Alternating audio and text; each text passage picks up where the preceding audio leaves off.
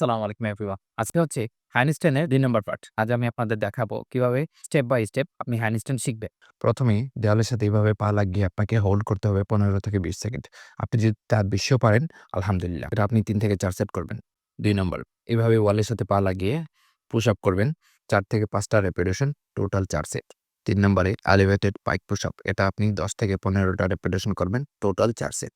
Number ৪, এভাবে kick করবেন ৪ থেকে ৫ টা রেপিটেশন, টোটাল ৪ সেট। এটা আপনাকে প্র্যাকটিস করতে হবে। এভাবেই যদি আপনি স্টেপ বাই স্টেপ ফলো করেন তো ইনশাআল্লাহ একটা সময় আপনি হ্যান্ডস্ট্যান্ড শিখতে পারবেন। তো ভিডিও যদি ভালো লাগে আমার পেজে ফলো দিয়ে রাখবেন। আমার ইউটিউব চ্যানেলে সাবস্ক্রাইব করে দিয়ে রাখবেন। জুমান ফিটনেস। দেখা হবে অন্য কোনো ভিডিও দিয়ে। আল্লাহ হাফেজ।